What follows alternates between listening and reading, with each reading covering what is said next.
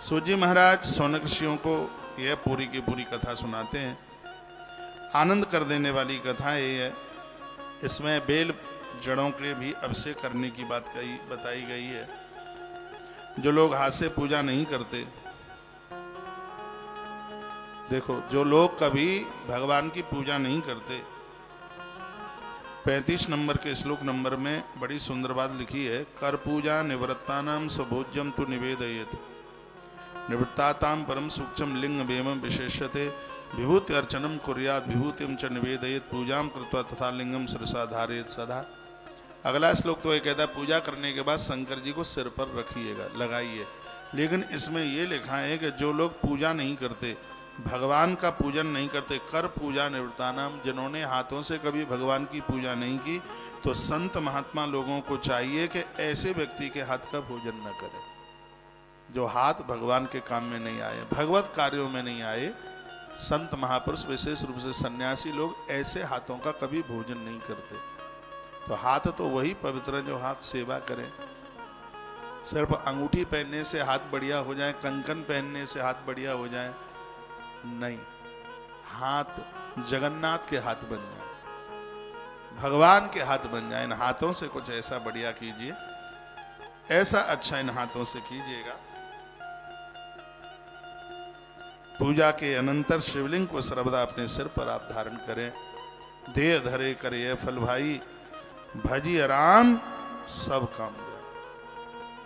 मनुष्य शरीर धारण करने का यही फल है।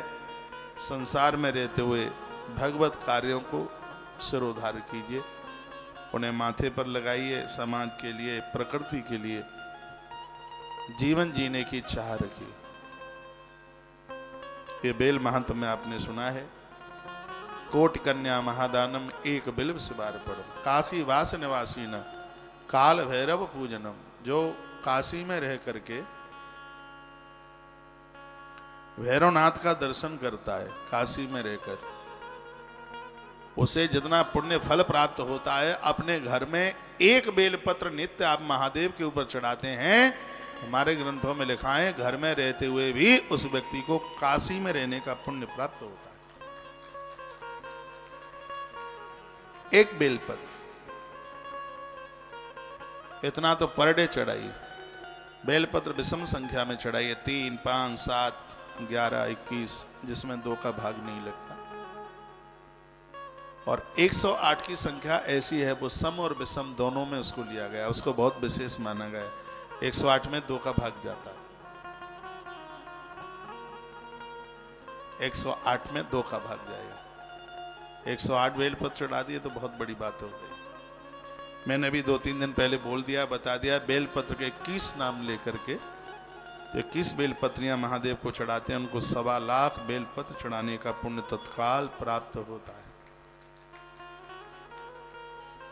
महादेव के साथ मां परंभा को जरूर पूजिए। मां इसमें दुर्गा बनकर के नहीं, मां इसमें पार्वती बनकर बैठी है, ऐसे पंचायतन में, और नीचे आसन लगा करके बैठी है। ये नहीं है कहीं आप शेर वाली दुर्गा बैठा दें। यही तो समझने की बात है। भगवान श्री कार्तिकेय नंदी जी बैठे हुए हैं। जिधर पानी गिरता है अभिषेक के समय उधर न बैठें, ये लिंग पुराण में वर्णन है। जैसे मेरे पास में शिवलिंग है, देखो ये है शिवलिंग, ऐसा हो जलेरी मेरी छाती के आगे हो, नहीं बैठना चाहिए। फिर जिस समय आप अभिषेक कर रहे हैं, या तो आपकी आंखें मां पार्वती को देख रही हो, या आपकी आंखें भगवान गणेश को देख रही हो। जिस समय शिवलिंग हम ऐसे रखते हैं तो गणेश जी इधर होते हैं, गणेश जी की पीठ पश्चिम की तरफ होती है, माता जी की आंखें पूर्व की तरफ होती हैं, नंदी का मुख दक्षिण की तरफ होता है और कार्तिकेय जी का मुख उत्तर की तरफ होता है। इससे पंचायतन को रखने का विधान है। जो पुजारी है या तो सांप के पीछे बैठे, कार्तिकेय के पीछे, या फिर गणेश जी के पीछे बैठे, या माता जी के पीछे बैठे, नंदी के पीछे नहीं। यानी जो जल गिरता है, जल लहरी की तरफ साधक की छाती नहीं होनी चाहिए, ऐसा लिंग पुराणांतर्गत वर्णन किया गया है। हम लोग तो ऐसे बैठते हैं। इस तरीके से यूं बैठते हैं, इस तरीके से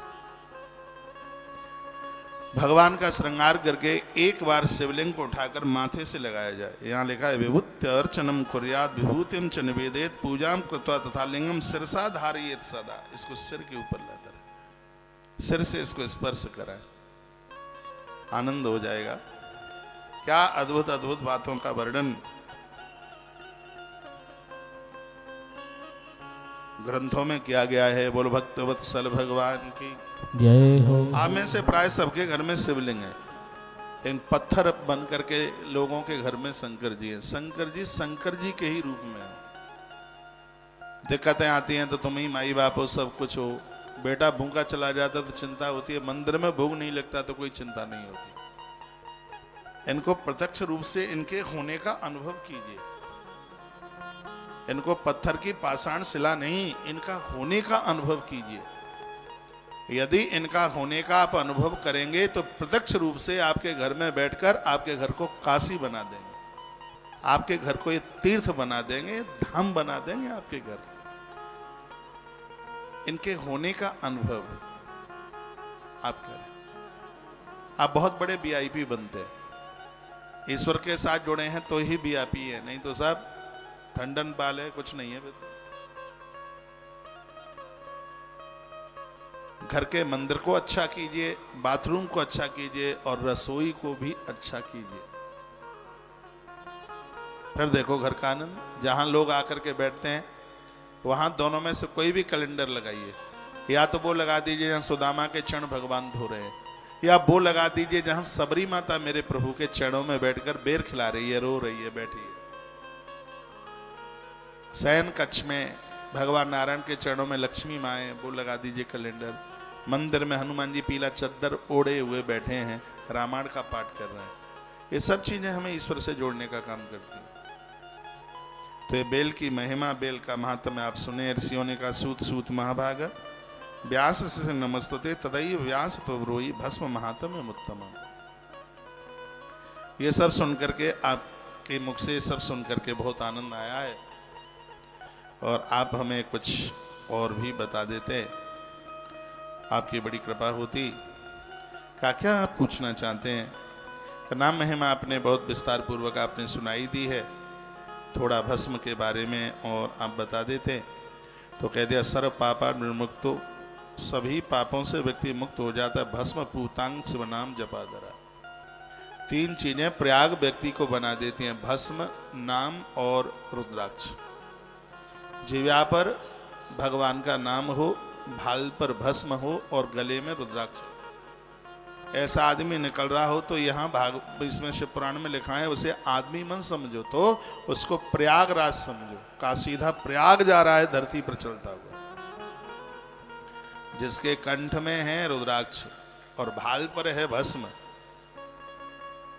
और जिह्वा पर है शिव का नाम, तो ऐसे ग्रंथ में लिखा है कि उसे मनुष्य मत समझिए, ये समझ लीजिए कि साक्षात प्रयाग जा रहा है।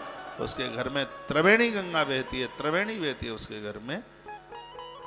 रुद्राक्ष को सरस्वती का है, भस्म को यमुना का है और भगवान शिव के नाम को गंगा का है। शिव नाम प्रभावेण लेवे सदगति मुत्तमाम, 44 नंबर के श्लोक में लिखा है। भगवान शिव का नाम लेते हुए तो व्यक्ति भव सागर से पार हो जाता है। भवंती भस्म शांत वृक्षा, भस्म का मतलब है अपराधों को ये बिल्कुल भस्म कर देती है। दग्धानी पापानी, ये सभी पापों को जला देती है। यो नित्यम नरः पापै शिव नाम जपादरा। नित्य में होने वाले अपराधों को भगवान शिव का नाम तत्काल जला करके खाक कर देता है, समाप्त कर देता है।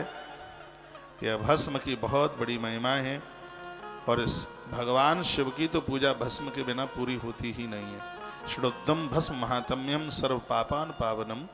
सूत सोनक्षियों को कहते हैं कि भस्म महादेव को चढ़ाना तो बहुत बड़ी बात हो गई है, कोई भस्म का महात्म्य ही सुन ले, एक जन्म के पाप जल के राख हो जाते हैं। इतनी बड़ी महिमा भस्म की। भगवान महाकाल के ऊपर भस्म चढ़ती है।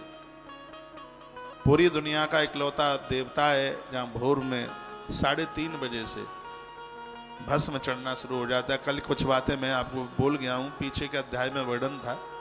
बेल पेड़ की लकड़ी को जला करके, पीपल बरगद को जलाकर, घर गृहस्थी के काम में ये पेड़ नहीं जलाए जाते, लेकिन भगवान के लिए इनको प्रयोग में लिया गया है। ईश्वर के लिए तो ये हवन के भी काम में आते हैं। तो इनको जला करके उनकी भस्म बनाइए और उसको कपड़े, सूती कपड़े में छानिए और मिट्टी के बर्तन में रखिए उसको। फिर भगवान को चढ़ाइए, अपने भाल पर लगाइए। स्त्री पुरुष कोई भी हो, दिन रात कोई भी समय, भस्म को स्त्री पुरुष दोनों को धारण करने का अधिकार है और दोनों को भगवान की पूजा करने का भी अधिकार है। कल हमने निवेदन किया था, उमा देवी च लक्ष्मी वाचान्या विश्व नित्यसाहा। 11वें नंबर के श्लोक में लिखा है, लक्ष्मी मैया महादेव को भस्म लगाती है, जगदम्बे मैया महादेव को भस्म लगाती है। स्वयं वो अपने भाल पर भस्म लगाते हैं। ब्राह्मणा छत्र वैश्य कनिष्ठोरपिच संकरई अपभ्रष्ट तथा भस्म त्रिपुण्य दुर्नात्मना। चारों वर्णों का कोई भी व्यक्ति क्यों न हो, उसको भस्म धारण करने का पूरा अधिकार है। 2 प्रकार की भस्म, एक है महाभस्म और एक है स्वल्प भस्म।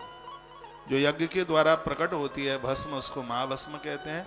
उपले कंडे लकड़ियां जला करके जो भस्म तैयार कर ली गई है, उसको स्वल्प भस्म कहते हैं। दोनों ही अपने आप में अद्भुत हैं, विशेष हैं। जो लोग त्रिपुंड धारण एवं भस्मोद्भरण श्रद्धा से नहीं करते, इसमें तो ये भी वर्णन है कि तिलक लगाते समय खड़े नहीं, बैठ करके तिलक लगाइए। जिस समय आप तिलक लगा रहे हैं, इसमें तो वर्णन है कि तिलक लगाने के बाद आचमन करना पड़ता है, भस्म लगाने के बाद आचमन करना पड़ता है। तिलक लगाने के बाद में आचमन कीजिए और बैठ करके लगाइए तिलक। इसमें तो दिशा का भी वर्णन किया गया, तिलक लगाते समय या उत्तर की दिशा हो या फिर पूर्व की दिशा हो।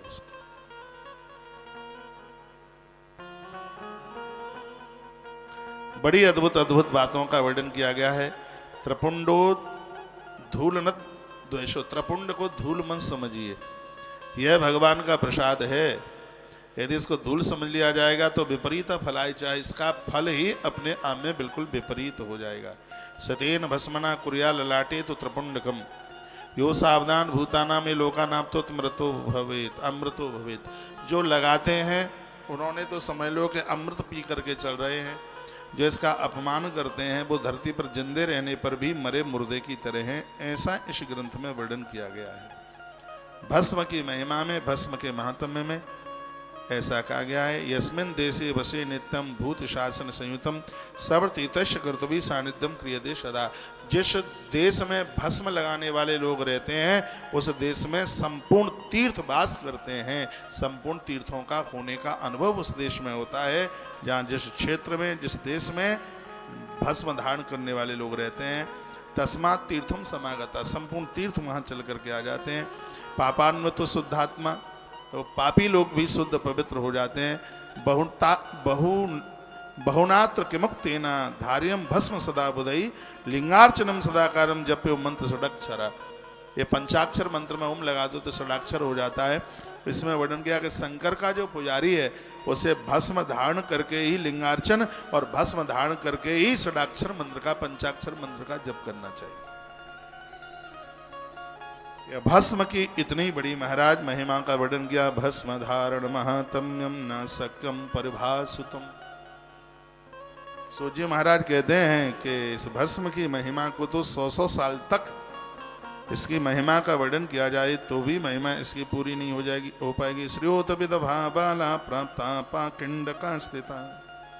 40 नंबर का जो इसका ये श्लोक है वह भी बड़ा अद्भुत है। ब्राह्मण क्षत्रिय वैश्य कनिष्ठ स्त्री बालक ब्रह्मचारी गृहस्थ, जिस नारी को पति नहीं है वो वानप्रस्थी सन्यासी एवं सधवा स्त्रियां जिनको पति है, वो सब भस्म के धारण करने से मुक्त हो जाती हैं। इसमें कोई भी संशय नहीं है, सबको अधिकार दे दिया है।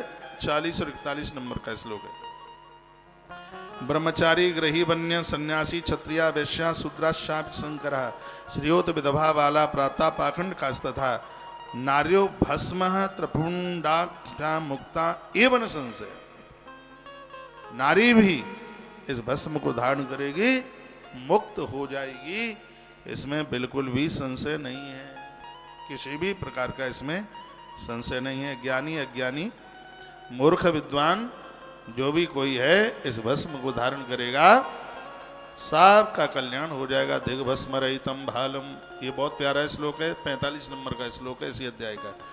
वो सब मस्तिष्क के लिए धिक्कार है जिस पर भस्म नहीं, उस गांव के लिए धिक्कार है जहां महादेव का मंदिर नहीं। ग्रामम शिवालयम, धिक्कार है उस गांव के लिए, मोहल्ले के लिए, गली शहर के लिए जहां भगवान शिव का शिवालय नहीं है। धिग नीसार्चनम जन्म, उस जन्म के लिए धिक्कार है जहां शंकर की अर्चना नहीं है।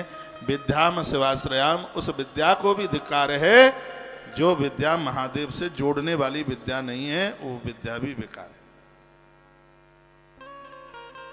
जिसके गली मोहल्ले में महादेव नहीं है, गली मोहल्ले वाले लोग चंदा करके एक नर्मदेश्वर चबूतरा बनवा करके बिठवा दें, थोड़ी व्यवस्था कर लें। ये नहीं कि दिन में आप लोटा चढ़ाएं फिर स्वान मुंह से चाटे पिंडी को, ज्यादातर ऐसे यही होता है। तो आप लोगों को सनातन धर्म के साथ में उसे आप मजबूत कीजिए। ये सब लोग अपने अपने धर्म को बढ़ाने में इतनी जोर से लगे हैं, धिक्कार हम हिंदुओं के लिए है। इतना आलसी हो गया है, इतना प्रमादी हो गया है, देख करके रोना आता है। इनके मस्जिदों में देखिए इतनी भीड़ होती है, शुक्रवार को इतनी भीड़ होती है। हनुमान जी का मंदिर मंगलवार को भी खाली पड़ा रहता है। घंटा घड़ियाल बजाने वाला कोई नहीं होता, आजकल वो इलेक्ट्रॉनिक आ गए हैं बजाने वाले वाद्य। पुजारी बस घंटर ही हिलाता रहता है। पुजारी का मन लगता है जब मंदिर में भीड़ होती है तब, नहीं तो वो भी बस मोमबत्ती अगरबत्ती धूप बत्ती जलाई, उसने भी यूं ऐसे किया, पानी फैलाया, वो भी बैठा आराम से मोबाइल कुरेद रहा है। और क्या करेगा, तुम नहीं जाओगे तो मोबाइल ही कुरेदेगा। मंदिर में दर्शनार्थी आते हैं तो पुजारी को बहुत सेवा करने में आनंद होता है। आपके आसपास गली मोहल्ले में मंदिर है, भैया जाइए। और ये सब लोगों में होड़ लगी है, सब लोग गिरजाघरों में ईसाई लोग भरे पड़े, मस्जिदें भरी पड़ी हैं। इस हिंदू के ऊपर इतनी बड़ी कंगाली दृढ़ता आ गई है, इतना बड़ा आलसी प्रमादी बन गया है। अपने आप को पूछिए, अपने गली के मोहल्ले के मंदिर में आप कब से नहीं गए? आपको ध्यान ही नहीं होगा कब से नहीं गए। अब 1 तारीख को देखेंगे, 1 तारीख को ही पूरा 365 दिन का वरदान ले लेंगे देवताओं से। ना सालासर में जगह मिलेगी, ना बांके बिहारी जगह मिलेगी, ना मेहंदीपुर बालाजी। फिर ये लगेगा कि बैकुंठ, आज ही सब बैकुंठ पहुंचेंगे। कुछ गिरेंगे, कुछ कुचलेंगे, किसी की हड्डियां टूटेगी, किसी की गले की चैन खिंचेगी, किसी का बटुआ जाएगा, ऐसा ही होता है। और दिनों में तो देवताओं की जरूरत नहीं है, सगरे 1 जनवरी को बैकुंठ पहुंचेंगे, सगरे जाएंगे, बिल्कुल कोई रहेगा नहीं। मैं ये नहीं कह रहा हूं कि 1 तारीख को आप भगवान का दर्शन ना करें, जरूर कीजिएगा, अपने दिन को शुभ कीजिए। लेकिन मैं तो यह निवेदन करता हूं कि हर रोज लगे कि आज शिवरात्रि है, हर रोज लगे आज एकादशी, हर रोज लगे कि आज ही नवदुर्गा है, हर रोज लगे कि 1 जनवरी आज से ही शुरू हो रही है। रोज क्यों नहीं होता है ये? उन दिनों में जितने उत्साहित होते हैं, इतना रोज क्यों नहीं? अगल बगल के गली मोहल्ले के जो भी मंदिर है सब सुमसाम पड़े रहते। पुजारियों से मेरी बात होती है, समिति वालों ने पुजारी लोगों को नौकर मान रखा है। मंदिर का काम पुजारी पर कम, इनके बच्चों को स्कूल भेजना, स्कूल से लाना, सब्जी खरीदना, ऐसा लग रहा है कि बिल्कुल बाप दादाओं का नौकर है पुजारी इनके घरों का, इनके घर का। ऐसा ही होता है पुजारी के साथ। और पुजारी लोग भी आजकल मंदिर में भगवान की सेवा कम, प्रधान के बच्चों को खिलाने में ज्यादा लगे रहते हैं। मंदिर के प्रधान के बच्चों को खिलाने में ज्यादा लगे रहते हैं। उन्हें भी भय कहीं मंदिर से छुट्टी ना मिल जाए। अरे 100 बार मिल जाए, गुलामी मत करो, भगवान के सेवक बन के रहो, डंके की चोट बात करो। ईश्वर के लिए आप आए हैं और मंदिर नहीं खुलता 7 बजे तक, कैसी बात है यार? 7 बजे तक, 8 बजे तक मंदिर नहीं खुलता। नहीं तो मंदिर में 3 से 4:30 बजे तक कपाट खुले। पुजारी 5 बजे से पहले, टाइम तो 3 से 4:30 का टाइम है मंदिर में अंदर जाने का, पूजा का। वो कपाट आरती के समय पर 6 बजे खुले, 7 बजे खुले, 3 से 4:30 प्राण प्रतिष्ठित मंदिर में पुजारी अंदर चला जाए। नहीं तो आर्य मंदिर से इस्तीफा ले ले, फिर नहीं कर सकता। इन व्यवस्थाओं के साथ मंदिरों में पूजा होती है तो प्रतिमाएं बोलती है, प्रतिमाएं होता नहीं। पुजारी को नौकर मान लिया। मंदिर में जाने वाले लोगों के औरों के काम बन जाते हैं, लेकिन ट्रस्टियों के और पुजारी के काम नहीं बनते। हम जैसे लोग, आप जैसे लोग जाते हैं, सबके काम बनते। इनके इसलिए नहीं बनते क्योंकि ये इस मंदिर का भगत नहीं है, इस मंदिर का प्रधान है। तो वहां तो सेवक बनकर के काम चलेगा, प्रधान बन के काम नहीं चलता। और पुजारी भी प्रधान के लड़का बच्चों को खिलाता रहता है, मंदिर पर तो ध्यान होता ही नहीं।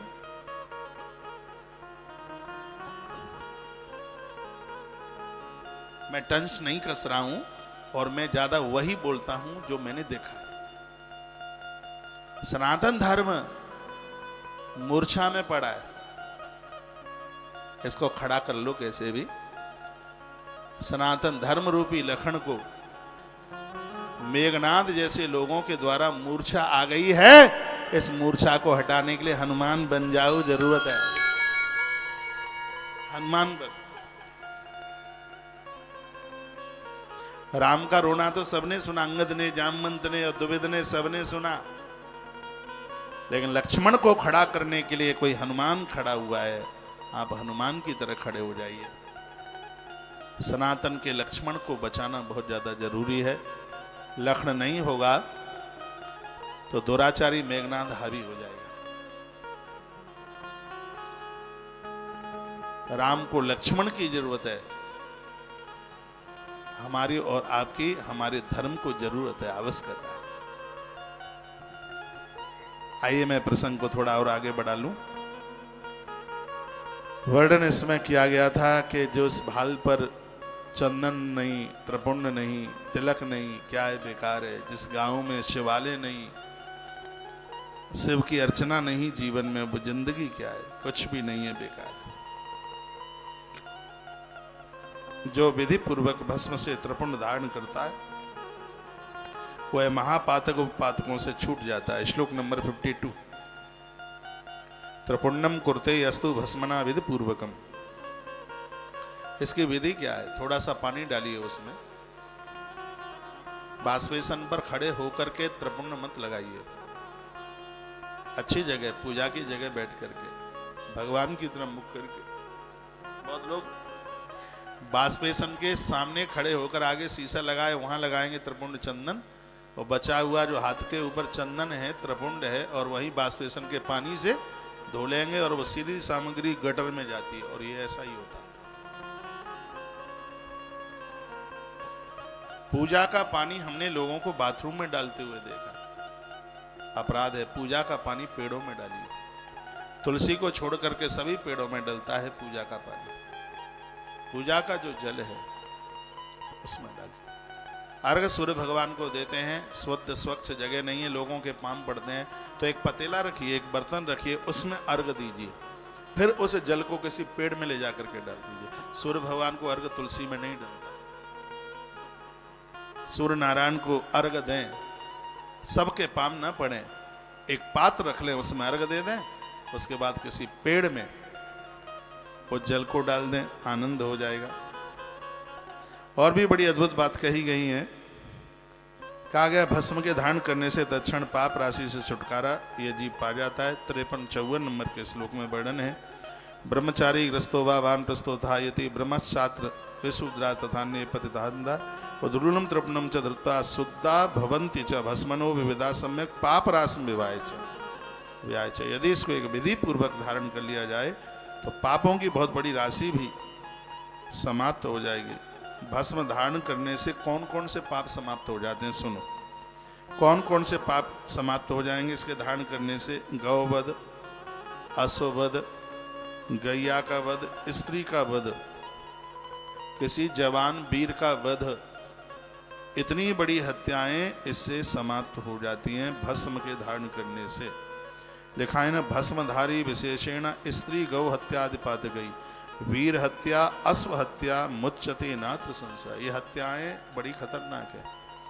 कौन कौन सी हत्याएं हैं? एक तो भूल करके भी कभी स्त्री का मरण न हो किसी से, स्त्री हत्या, गैया की हत्या, वीरों की हत्या और घोड़े की हत्या, ये महापातकों में नाम आता है। भस्म धारण करने से इतने अपराध समाप्त हो जाते हैं। इसका मतलब तो है नहीं कि पहले अपराध कर दो बाद में भस्म धारण कर लो, नहीं। अनजान में कोई ऐसी त्रुटि, ऐसी कोई गलती हो गई है, तो भस्म के धारण करने से व्यक्ति उससे मुक्ति को प्राप्त कर लेता है, ऐसा वर्णन किया गया है। दूसरे के द्रव्य का जिसने अपहरण कर लिया, दूसरों की स्त्रियों के साथ अपराध, पराई निंदा, परपीड़न, दूसरे की धरती जमीन, वाटिका के पेड़ों को काट डाल दिया गया है, किसी नीच व्यक्ति को गैया दे दी।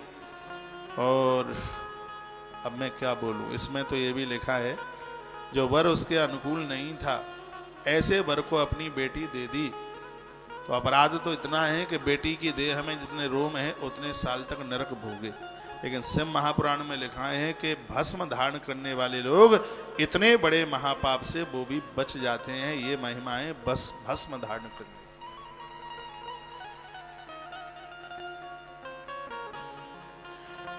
तिल चुराना, कंबल चुराना, किसी के कपड़े चुराना, ये सब अपराध में ही आते हैं। वर्णन क्या है कि ऋतुकाल धर्म में किसी नारी की परछाई देवता पर पड़ गई हो, उसने किसी को छू लिया, रजस्वलास कन्यासु, इसमें वर्णन है कि कन्या की शादी है, बेटी की शादी है, कन्यादान का समय आ गया और उस समय उसको ऋतुकाल हो गया। ऐसे समय पर माता पिता ने उसका कन्यादान किया, तो उस अपराध के प्रायश्चित में भस्म धारण करना इस ग्रंथ में वर्णित किया गया है। वेदवासु च मैथुनम, व्यक्ति न मरे तो भी खत्म हो जाए, बचे नहीं। वैधव्य नारी के साथ किसी ने गलत संबंध बनाया है, धरती पर वो बच नहीं सकता। उसकी उम्र ऐसे खत्म हो जाएगी जैसे माचिस की तीली से रुई का गोदाम खत्म हो जाता है। ये शिव महापुराण में वर्णन है। वेदवासु च मैथुनम शब्द लिखा हुआ। वैधव्य नारी जिसका पति मृत्यु को प्राप्त हुआ है, दुनिया छोड़ के चला गया है, ऐसी नारी के साथ में करने वाला पुरुष को कर्मी, उसके पास कुछ रहता ही नहीं, सब कुछ उसका खत्म हो जाता है। उस अपराध के प्रायश्चित के लिए इस ग्रंथ में भस्मधारी विशेषण है, उसमें भस्म को धारण करने की बात कही गई। और भी काफी चीज है इसमें। बोलिए भक्तवत्सल भगवान की जय हो, श्री हनुमान जी महाराज की जय हो, जय जय श्री राधे जय जय। श्री राधे श्री जो राधे। ललाट में त्रिपुंड धारण करता है वह इस लोक के सभी तीर्थों में, गंगा आदि श्रेष्ठ नदियों में स्नान करने का सौभाग्य प्राप्त कर लेता है। यानी तीर्थानि लोके अस्मिन् गंगाद्या स्रतस्तथा। या श्लोक नंबर 63। जो भस्म धारण करता है गंगा जैसे पवित्र तीर्थों में, नदियों में, उसको डुबकी लगाने का सौभाग्य प्राप्त होता है। जीवन भर जिसने भस्म धारण की है उसको 7 करोड़ ओम नमः शिवाय जप करने से इतना पुण्य प्राप्त होता है। जिंदगी पर्यंत भस्म धारण करने वाला व्यक्ति पंचाक्षर के इतने जप का पुण्य प्राप्त कर लेता है। श्लोक में लिखा है सप्तकोटि महामंत्र पंचाक्षर पुरुष। सप्तकोटि 7 करोड़ ओम नमः शिवाय जपने से जितना पुण्य प्राप्त होता है, जीवन पर्यंत भाल के ऊपर भस्म, महादेव के ऊपर भस्म चढ़ाने से उतने फल की प्राप्ति हो जाती है। तो भस्म की इतनी बड़ी महिमा, ठीक है आचार्य, इतनी बड़ी महिमा।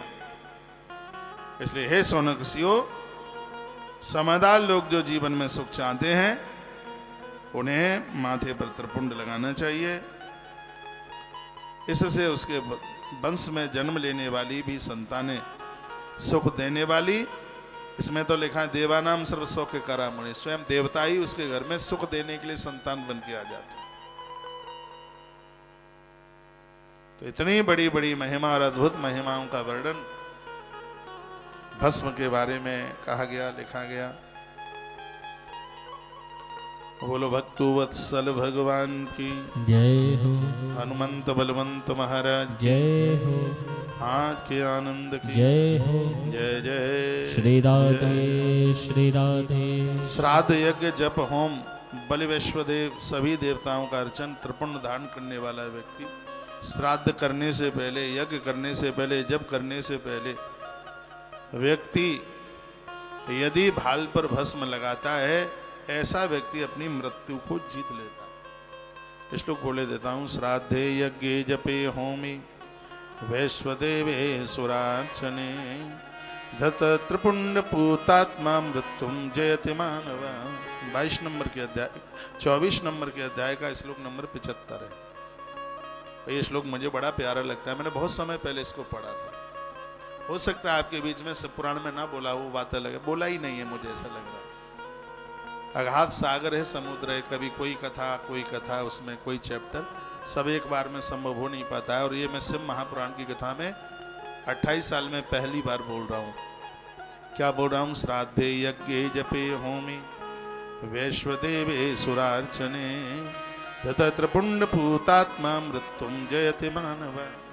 श्राद्ध करने से पहले, जप होम करने से पहले, व्यक्ति देवताओं की सुरार्चने, देवताओं का पूजन करने से पहले धृतित त्रिपुंड, जो त्रिपुंड धारण करता है, पूतात्मा, पूत कहते हैं पवित्र, वो पवित्र हो जाता है। और मृत्युम जयति मानवा, वह व्यक्ति मृत्यु लोक में मौत के ऊपर विजय प्राप्त कर लेता है। उसकी अकाल मृत्यु नहीं होती। मृत्यु को जीतने का अर्थ होता है अकाल मौत से न मरे, समय से उसको मृत्यु होवे। इसी को कहते हैं मृत्युम जयति। इसको कहते हैं मृत्यु को जीत लेना। जो आया है उसको मरना तो पड़ेगा ही, लेकिन सूर्य तो समय पर अस्त हो तभी तो अच्छा है।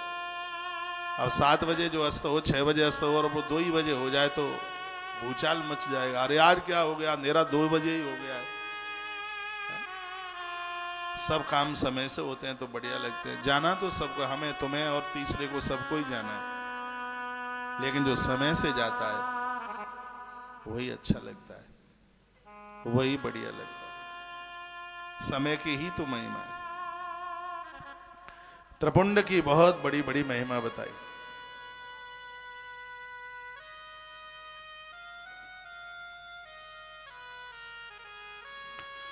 वानप्रस्थी लोगों को भी बोला गया है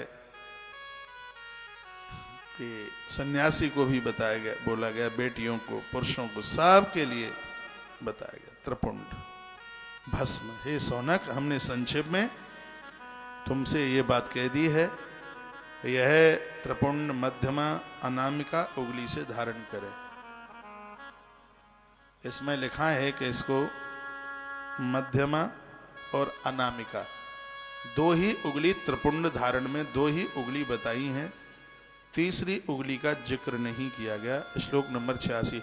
मध्यमा अनामिका अंगुल्याम मध्य तो पतलोमता।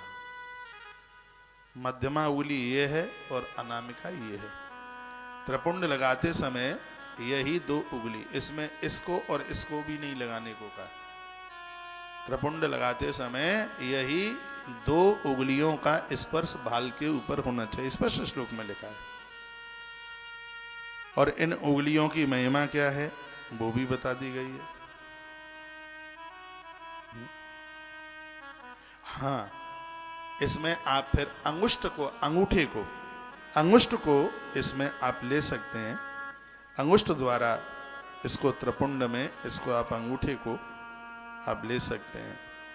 तो सर्वत्रांगे सुतावक्षे सावधानतया, ये सगरी चीजें बड़ी सावधानी की चीजें। अंगुलियों के मध्य से भस्म लेकर के 3 रेखा बनावे। इस प्रकार का त्रिपुंड मुक्ति और भुक्ति दोनों को देने वाला है। इस त्रिपुंड की 3 रेखाओं के क्रम में 9 देवता आकर के विराजित होते हैं। सावधानी पूर्वक आप इसको सुन लें।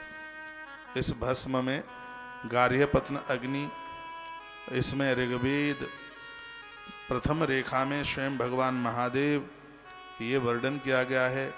दक्षिण अग्नि सतोगुण, मध्य में बिल्कुल ये संपूर्ण देवताओं का वास। दूसरी रेखा के महेश्वर देवता हैं। शिव दीक्षा वालों को जरूर इसके बारे में जान लेना चाहिए। ऐसी अद्भुत बातों का वर्णन किया। इस प्रकार त्रिपुंड के स्थान देवताओं को जहाँ जहाँ वो आकर के स्थापित होते हैं, वो ऐसा लिखा हुआ है कि जो त्रिपुंड लगा करके चलता है रास्ते में, एवं नित्यम नमस्कृत्यम, प्रकृति उनको नमस्कार करती है, प्रकृति उन्हें प्रणाम कर दे। त्रिपुंडम धार्य शुद्धो भुक्ति मुक्तिम च विंदति। त्रिपुंड धारण करने वाला व्यक्ति शुद्ध होता है, मृत्यु लोक में भुक्ति और मुक्ति को प्राप्त कर लेता है। भस्म 8 जगह पर लगाई जाती है, शरीर में 8 स्थानों पर भस्म लगाई जाती है। 8 स्थान कौन कौन से हैं?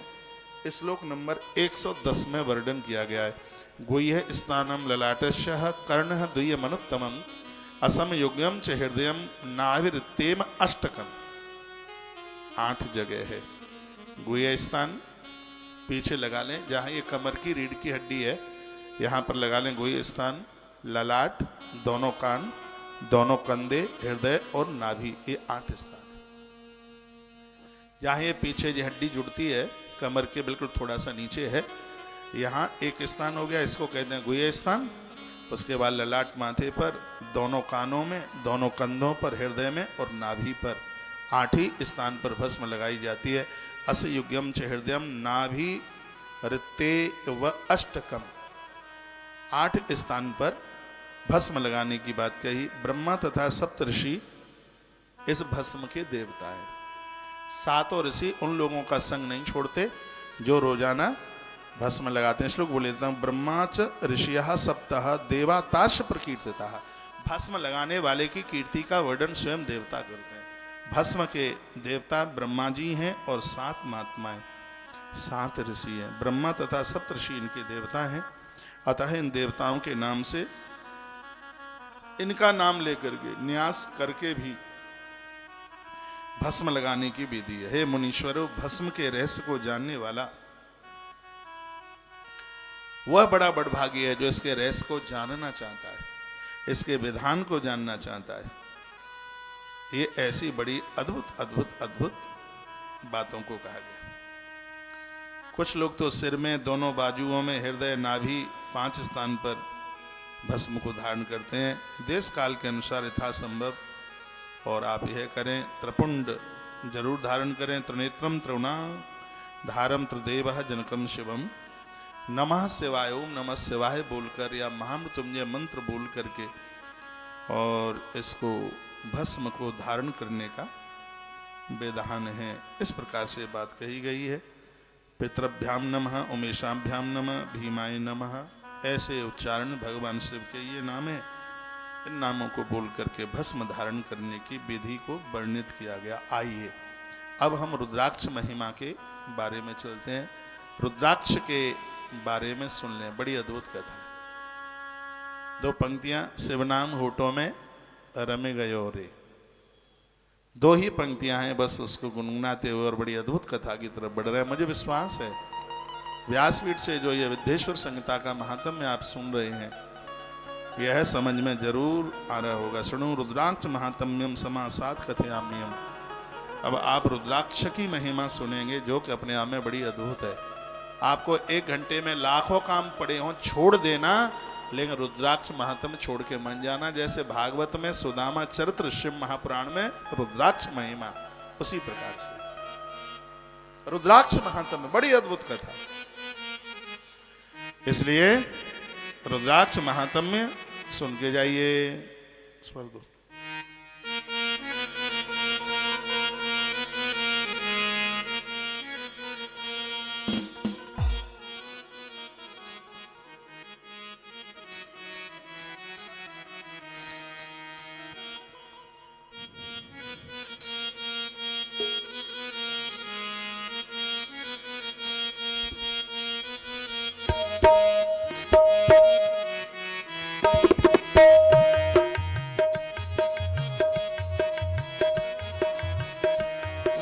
शिव नाम हो दो, जो शिव नाम हो दो पे चढ़ गयो रे। जो शिव नाम हो दो पे चढ़ गयो रे, तो समझो ये जीवन सवर गयो रे। तो समझो ये जीवन सवर गयो रे। जो शिव नाम हो दो, जो शिव नाम हो दो पे चढ़ गयो रे। जो शिव नाम हो दो पे चढ़ गयो रे, तो समझो ये जीवन सवर गयो रे। तो समझो ये जीवन सवर गयो रे।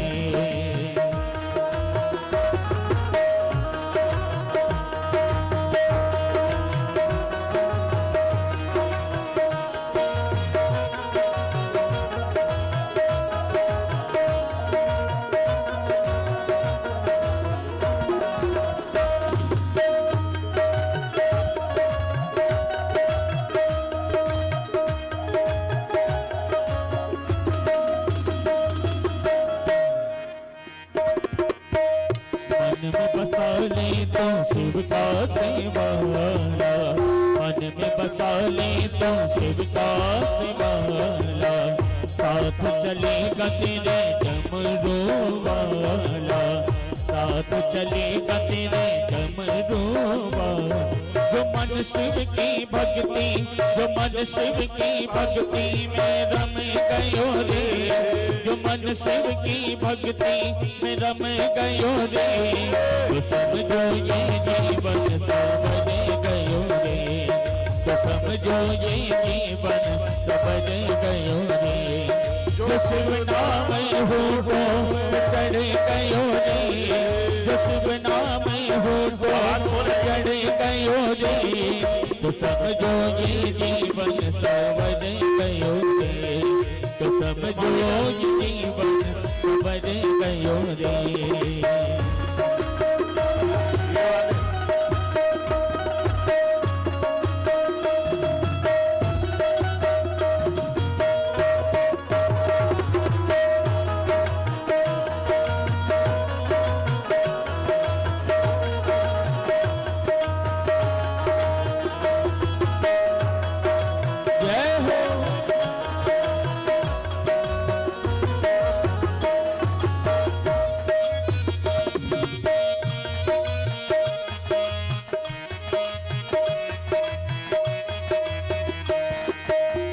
जग की ये माया बड़ी उलझावे, जग की ये माया बड़ी उलझावे, पाप कर्म भक्ति के आड़े आवे, पाप कर्म भक्ति के आड़े आवे।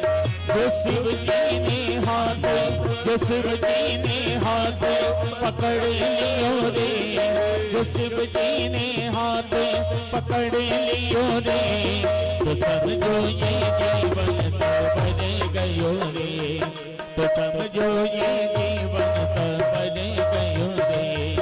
जो शिव नाम हो तो चढ़ गयो रे, जो शिव नाम हो तो चढ़ गयो रे, तो समझो ये जीवन सवर गयो रे, तो समझो ये जीवन सवर गयो रे।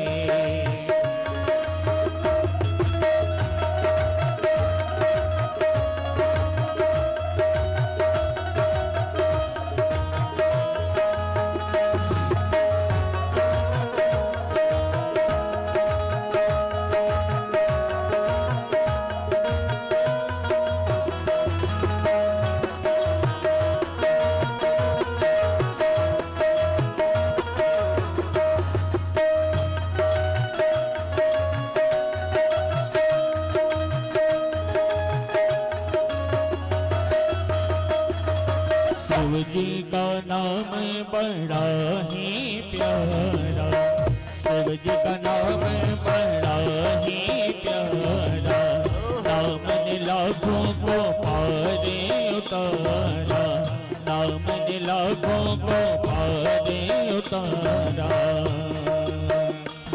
जो भोलेनाथ ने, जो शंकरनाथ ने हाथ पकड़ लियो रे, जो भोलेनाथ ने हाथ पकड़ लियो रे, तो समझो ये जीवन सवर गयो रे, जो समझो ये जीवन सवर गयो रे।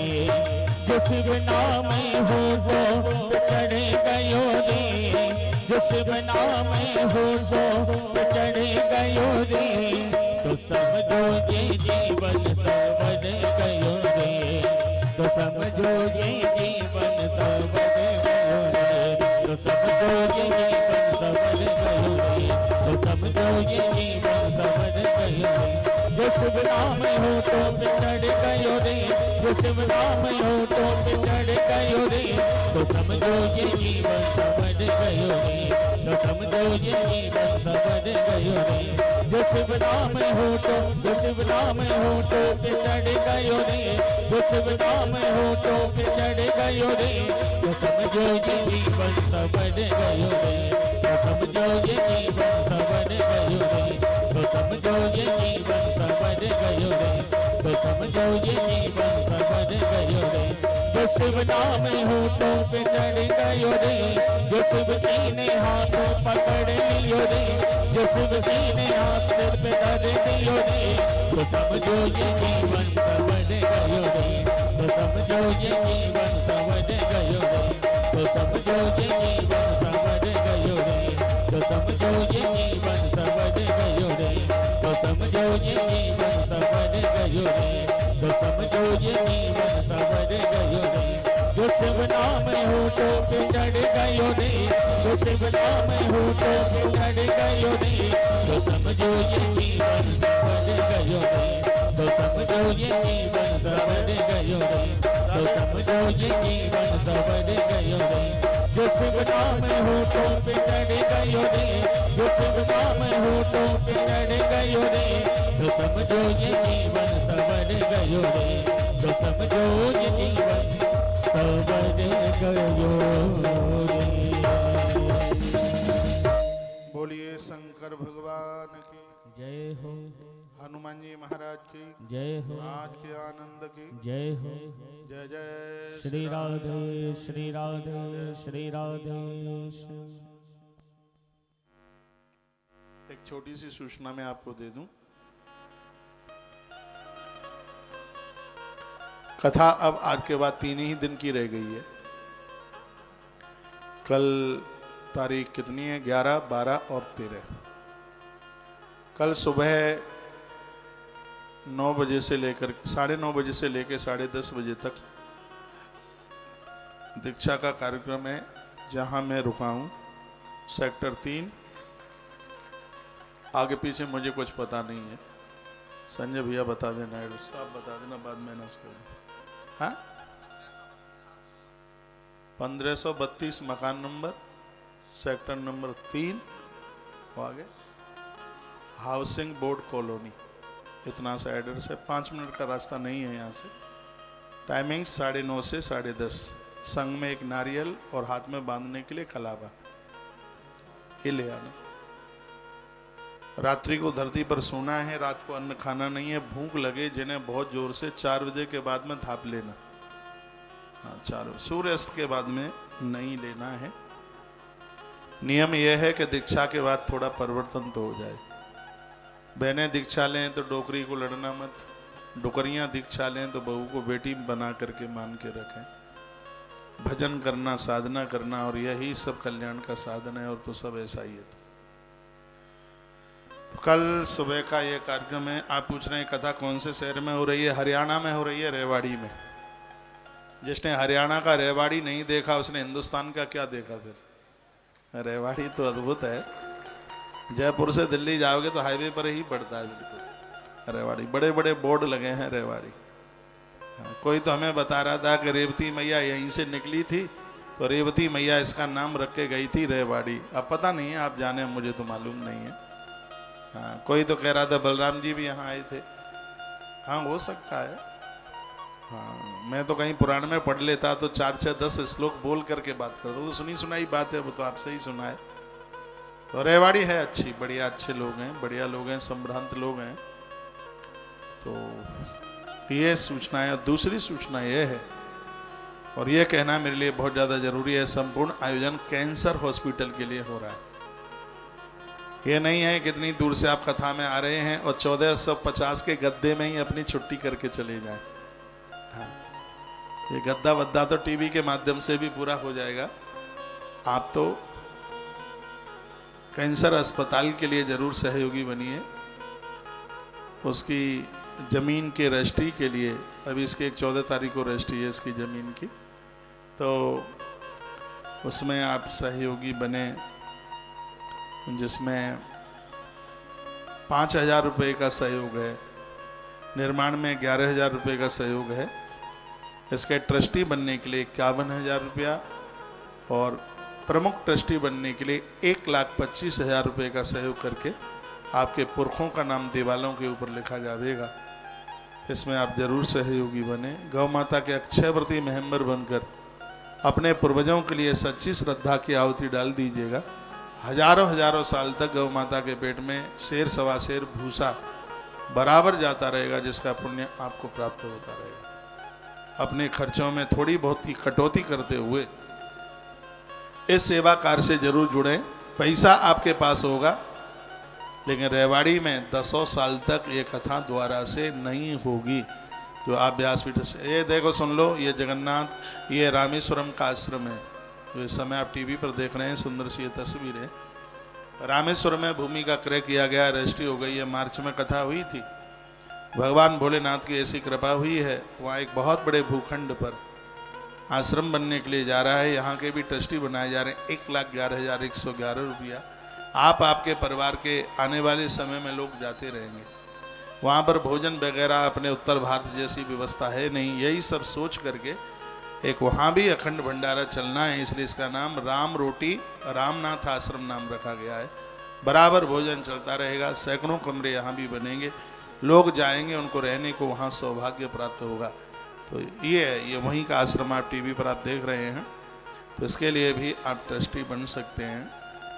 और इसके अन्य क्षेत्र के लिए जैसे हम गौशाला के मेंबर बना रहे हैं 21,000 रुपये के, उसी प्रकार से इस अन्य क्षेत्र के भी हम 25,000 रुपये के इसके आजीवन मेंबर ट्रस्टी सहयोग करने वाले बना रहे हैं। इसके लिए हम यहाँ से कार्ड देना प्रदानित करेंगे। जैसे गौ माता के अक्षयवृत्ति का कार्ड मिल रहा है, उसी प्रकार से नक्षत्र सेवा में भी 25,000 रुपये के मेंबर बनाकर उसका कार्ड प्रदानित किया जाएगा। किसी न किसी प्रकार से इस कैंसर हॉस्पिटल के साथ जोड़िए। काम बहुत बड़ा है, बहुत बड़ी लागत के साथ में देश का बहुत बड़ा हॉस्पिटल। ये टीवी पर जो बिल्डिंग इमारतें आप देख रहे हैं, ये उसकी एक बाउंड्री है। इससे पहले आप उसकी बिल्डिंग देख रहे थे। और ये बहुत बड़े खर्चे का ये काम है, लेकिन लोग यहाँ पर दवाई औषधि के लिए जब यहाँ से ठीक होकर के जाएंगे तो उनके आशीर्वाद आपको और आपके परिवार को प्राप्त होगा। पैसा तो आता रहेगा, जाता रहेगा। ये देख रहे हैं आप कैंसर हॉस्पिटल की तस्वीरें आप देख रहे हैं। इसके कई ब्लॉक हैं, एक ब्लॉक का ही आप दर्शन कर रहे हैं। बहुत बड़े पैमाने पर और बहुत लंबे चौड़े एरिया में इसका निर्माण हो रहा है। तो इसमें आप जरूर जुड़िएगा। इसकी ज़मीन में, इसके निर्माण में सब नाम वेबसाइट पर डाले जाएंगे। 11,000 रुपया इसके निर्माण में ले रहे हैं। जितने भी आप मुझे सुन पा रहे हैं, आप एक बार में नहीं, आप 2 बार में, 3 बार में 11,000 रुपये का सहयोग करके और इस कैंसर हॉस्पिटल में अपनी एक भूमिका निभा दीजिएगा। इसमें जो 1.25 लाख रुपया ले रहे हैं उसके इंटरेस्ट के द्वारा आजीवन जिंदगी भर यहाँ की सेवाएं चलती रहेंगी। तो उसमें भी आप यह सौभाग्य पत्थर शिलालेख पर अपना नाम, पूर्वजों का नाम लिखाकर अपने पुरखों को अजर अमर कर दीजिएगा। आगे की कथाओं के सब बारे में मैंने आपको बता ही दिया है। आगे का श्री द्वारका जी का बड़ा अद्भुत कार्यक्रम है। द्वारका, सोमनाथ, पोरबंदर, बाग और ये नागेश्वर, और उसके तत्पश्चात कहाँ है वो है द्वारका, भेंट द्वारका। ये सब जगह जाने का, दर्शन करने का सौभाग्य प्राप्त होगा।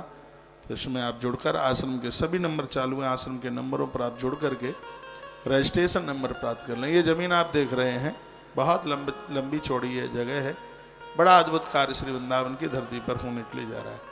एक बार जयकारा लगाइए भगवान के नाम का। बोली बांके बिहारी लाल की जय हो, श्री हनुमंत बलवंत महाराज की जय हो, आज के आनंद की जय हो।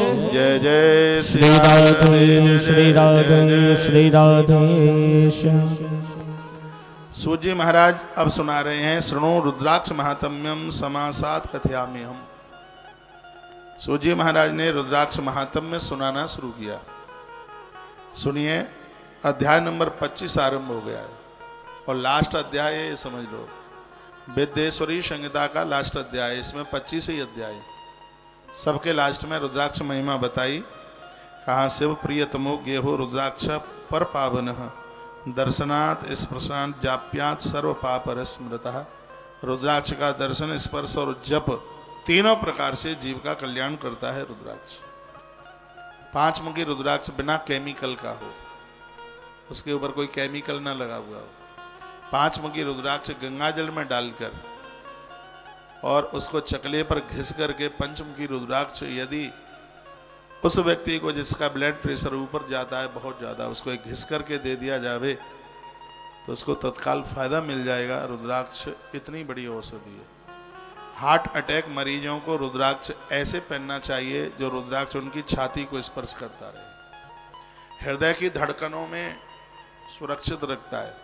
जिनका ब्लड प्रेशर बहुत नीचे और बहुत ऊपर चला जाता है, उन लोगों को रुद्राक्ष जरूर पहनना चाहिए। जिनकी बाईपास सर्जरी हुई है वह रुद्राक्ष जरूर पहने।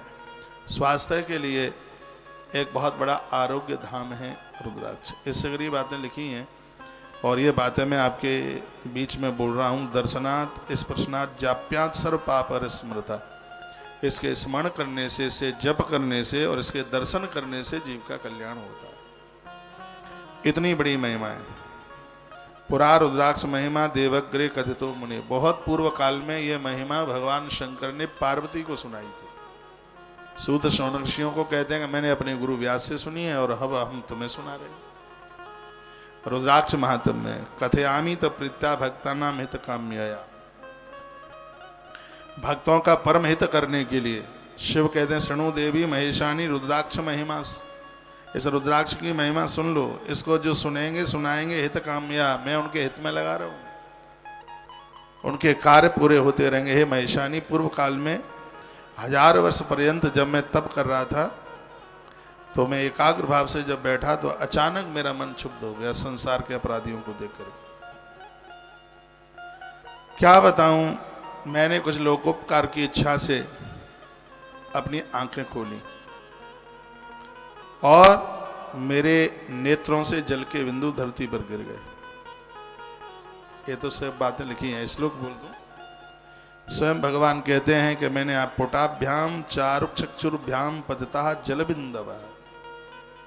मेरे आंखों से आंसुओं के जलबिंदु नीचे गिरे तो तत्रहा सुरबिंदवो जाता वृक्षा रुद्राक्ष संग का। मेरी आंख के आंसू से धरती पर रुद्राक्ष प्रकट हुआ। इसलिए हे देवी, मेरी आंख से प्रकट हुआ है रुद्र अक्ष। अक्ष कहते हैं आंख। रुद्र की आंख से प्रकट हुआ है। रुद्र और अक्ष आपस में दोनों को मिला दो, ज्वाइंट कर दो तो रुद्राक्ष बन जाता है।